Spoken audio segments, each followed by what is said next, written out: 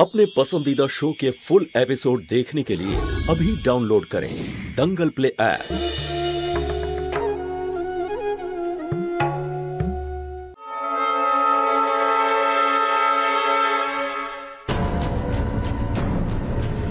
সুষমা, সুষমা, সুষমা দাঁড়া না। সুষমা, আমার কথাটা শোন না। সুষমা, সুষমা শোন। সুষমা,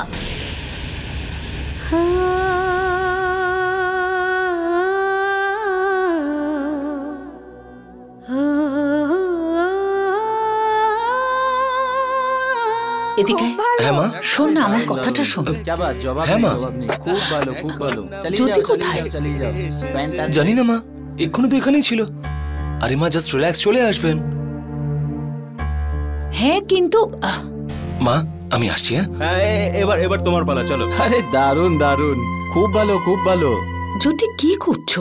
সমস্ত অতিথিরা চলে এসেছে আর তোমার কোনো পাত্তাই নেই। তুমি জানো তো পঙ্কজের বন্ধুরা এসেছে আর তোমার সাথে দেখা করতে চাইছে। সরি, ওই আমি আসলে প্লিজ আজকের দিনে আমায় সরি বলো না। হ্যাঁ,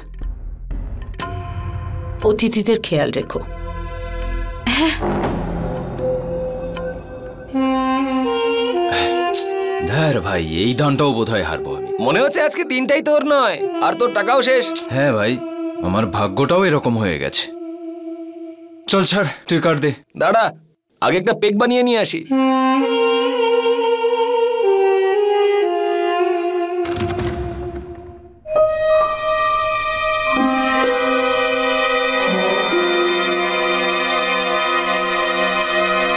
এখন এসেছো? আমি বলেছিলাম না আমার বন্ধুরা আসবে, তাড়াতাড়ি আসতে। নমস্কার বৌদি। কোথায় ছিলে এতক্ষণ? ওই আমি আসলে কাজের জন্য গেছিলাম আমি। আচ্ছা, একটা কাজ করো, গিয়ে আমাদের জন্য একটু পকোড়া বানিয়ে এনো, একটু ঝাল ঝাল করবে। আরে বস না ভাই, বস।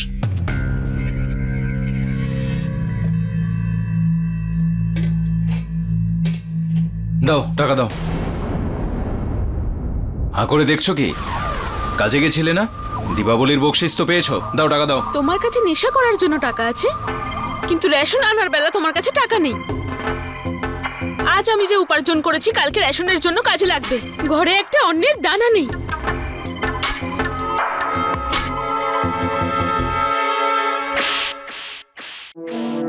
আমার মুখে মুখে তর্ক? তোর সাহস কি করে হয় আমার সাথে কথা বলার? দে, বের কর টাকা। আমি বললাম না টাকাটা দে, আমি বেটে হেরে যাচ্ছি, বের কর। আচ্ছা, তুই এখানে লুকিয়েছিস টাকা? প্লিজ।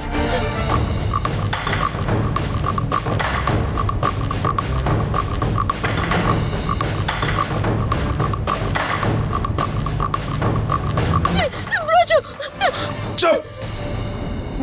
আর একটা কথা বললে ঘাড় ধাক্কা দিয়ে বাড়ি থেকে বের করে দেবো, বুঝেছিস তুই? ব্রজ প্লিজ, ব্রজ তুমি সব টাকা এইভাবে নষ্ট করো না। যখনই বলিস অশুভই বলিস।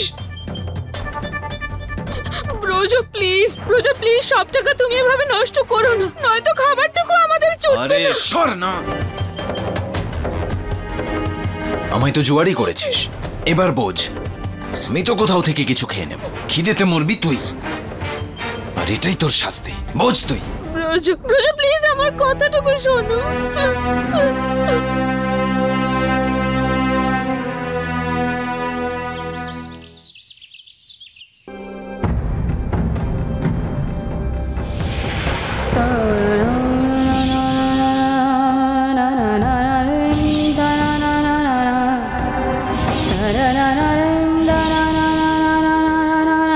এই শাড়ি আর এই টাকা ওই নতুন মেয়েটাকে দিয়ে দিন, আর বলুন কাল থেকে যেন এখানে না আসে।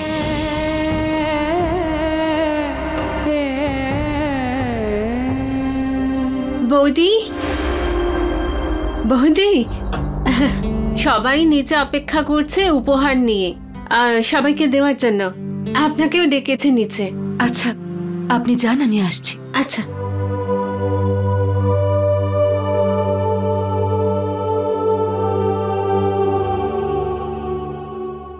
দিদি, এই গিফটটা চৌধুরী বাবুকে আর এইটা ব্যানার্জি বাবু, ঠিক আছে? বাকি লিস্ট আমি দেখে নিয়েছি কিছু।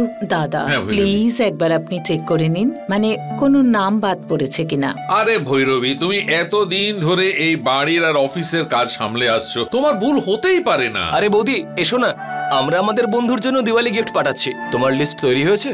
হ্যাঁ, আমি শিশুমঙ্গলের বাচ্চাদের জন্য কিছু গিফট কিনেছিলাম, ওগুলো পাঠাতে চাই। হ্যাঁ, তাছাড়া এখানে কিছু গিফট প্যাক করা আছে, তুমি এতে বাচ্চাদের নাম লিখে দাও। হ্যাঁ মা, জ্যোতি কিছু গিফট আমাদের তরফ থেকেও যেন যায়। বাচ্চাদের জন্য একটু বেশি গিফট গেলে ওদেরও ভালো লাগবে। এই যে সবার জন্য চা এনেছি। আরে আমি তোমাকে বলেছিলাম তো কিছু গিফটস র‍্যাপ করার জন্য। আর এই যে চাটা তুমি কেন নিয়ে এসেছো? কাল যে নতুন মেয়েটাকে রেখেছিলাম সে কোথায়? আসলে আমি কালকে ওকে আসতে বারণ করে দিয়েছি। কেন? কার কথায়? বৌদি বলল আসতে হবে না, তাই আমি বারণ করে দিয়েছি। জ্যোতি তুমি? ছোট মা, ওই মেয়েটাকে আমি দীপাবলির দিন শুধু সাহায্য করার জন্যই ডেকেছিলাম।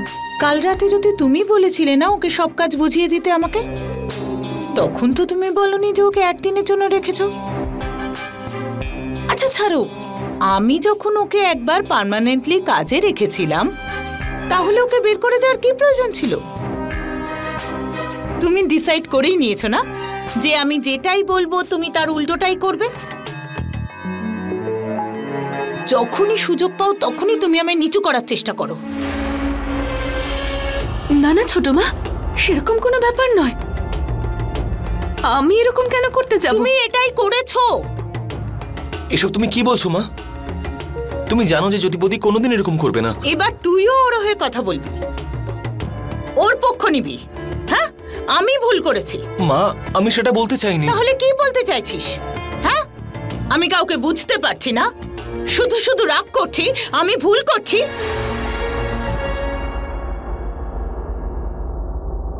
জ্যোতি,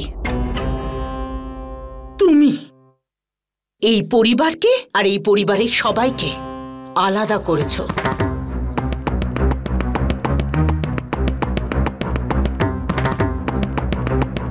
দেখো, আজ আমার ছেলে আমাকে ছেড়ে তোমার পক্ষ নিয়ে কথা বলছে।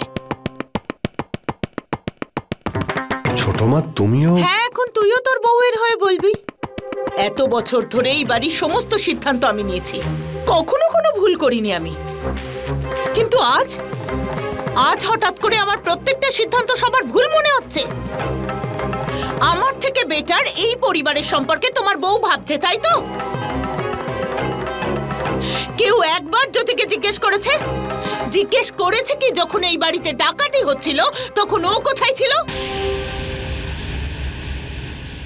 এত বছর ধরে আমি এই পরিবারটাকে বেঁধে রেখেছি, কিন্তু আজ সবাই আমাকেই বোঝাচ্ছে। সবার মনে হচ্ছে আমি ভুল, আর বোঝানো তো তাকেই হয় যে ভুল করে।